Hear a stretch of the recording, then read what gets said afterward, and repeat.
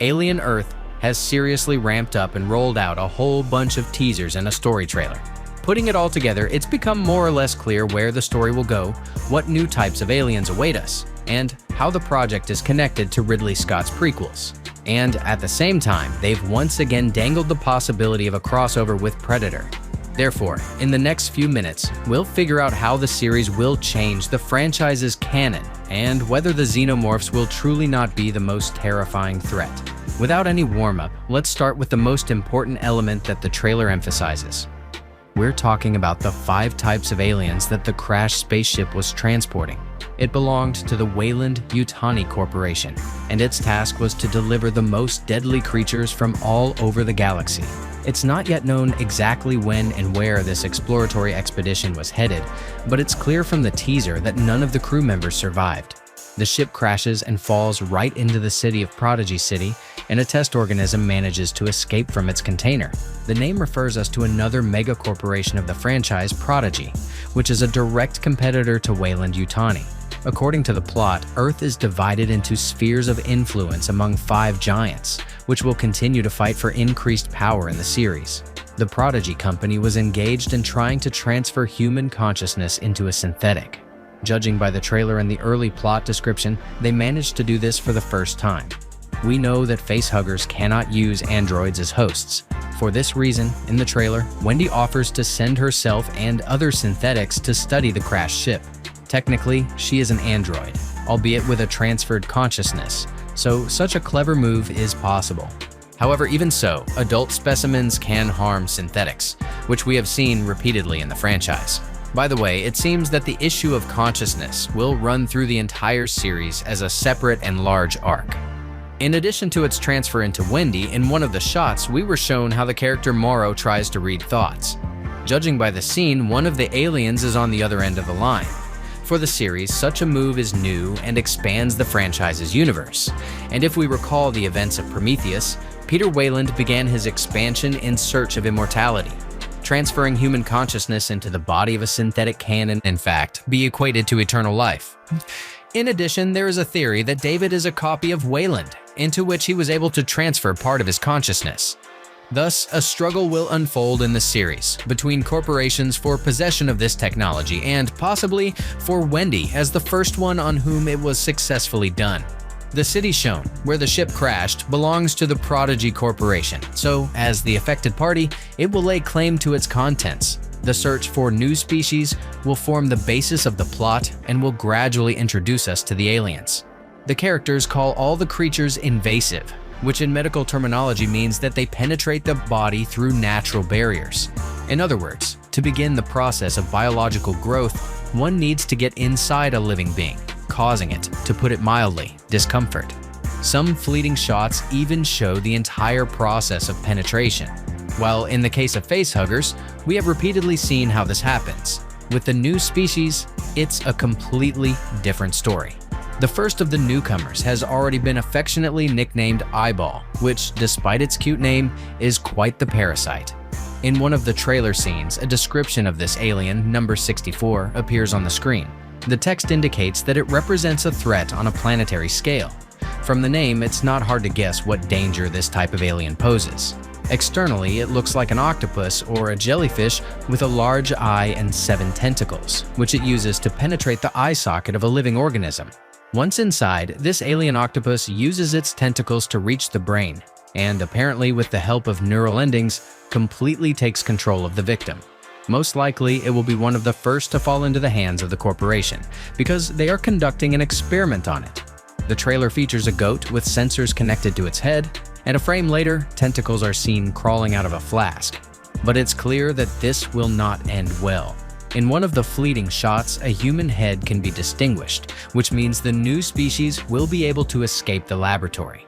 The next deadly alien is a spider-like organism that also has wings. It is in the central container and is currently presented vaguely. However, its shape and the presence of wings suggest that in the first teaser with the spaceship crash, it was he, and not a facehugger who was rushing through the corridors. Upon re-examination, wings do indeed flash in the frames, and even a barely audible buzzing can be heard.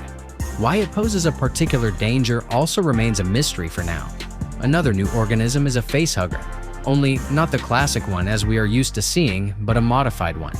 In one of the preceding teasers, we were shown its growth and birth cycle, which occurs from that same black liquid from Prometheus.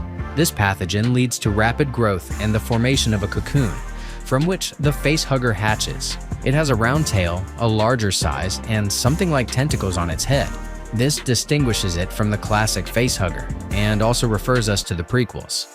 The fact is that in Prometheus, when the heroes find the black pathogen, it is stored in a room with a mural on the wall. In its lower corner, an engineer is depicted with a facehugger of a similar shape. How they fundamentally differ from each other, besides appearance, is difficult to say. But through the process of formation under the influence of the black liquid, a connection with the prequels is ensured.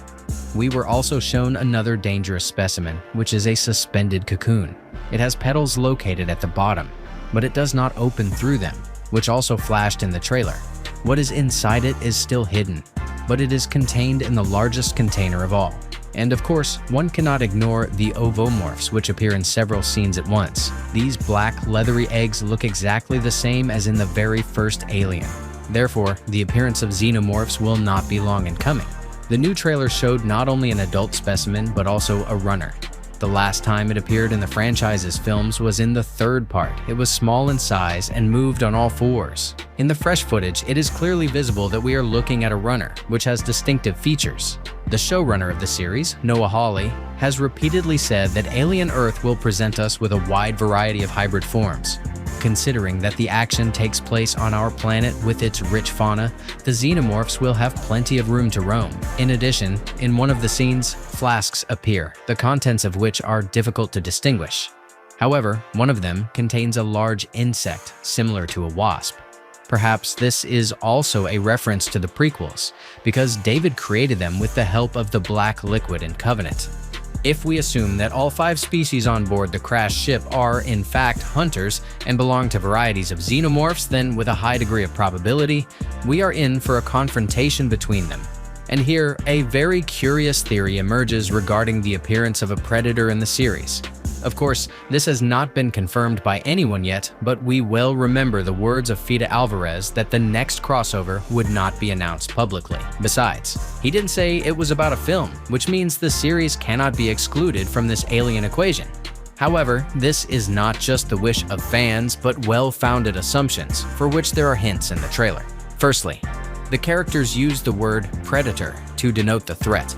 It is likely that it can be attributed to any of the new organisms because they are all deadly hunters. Secondly, in a short scene in the trailer, Click's characteristic of the appearance of a Yautja can be distinguished. On top of all that, in the recent anthology Killer of Killers, a Predator King appears in the final act, wearing a mantle made of xenomorph tails. This means that both franchises share a single universe, because the anthology is considered canon. There are too many coincidences that appeared around the same time. The plot also logically fits into the story, because we are talking about the most dangerous aliens from the entire galaxy. It is hard to imagine that the Yautja, who officially exist in this universe, were not included in this number. Therefore, although a crossover is not guaranteed, one willingly believes that in the final showdown, a predator will appear to show who the main hunter is here. Overall, the new trailer makes a very pleasant impression. It is atmospheric, tense, and tries to bring something new. At the same time, the creators do not forget to pay tribute to the classics. This is noticeable in the design of the ship, and some of the premises, which are accurately transferred from the first film. This speaks of a careful attitude towards the franchise's legacy and pleasant references for the most ardent fans of the series. In terms of sets, Alien Earth also looks diverse and is not confined to narrow, dark corridors. As for the graphics, despite its extensive use on a limited budget, what is happening looks very decent by a series standards. Only the scene with the ship crash stands out, where the computer graphics are still noticeable. But in terms of creatures, there are no questions for the creators yet. And let's not forget that Ridley Scott himself has already managed to praise the creators of the series, noting their correct approach to using the source material. Although this point is debatable because he himself crossed out and confused a lot with his prequels. But perhaps the new series and a fresh perspective will put everything in its place and be able to fill the gaps between Prometheus, Covenant, and the first film. As you can see, Alien Earth is a very promising project, which is doubly interesting because it can seriously affect the franchise. However, we expect no less from showrunner Noah Hawley.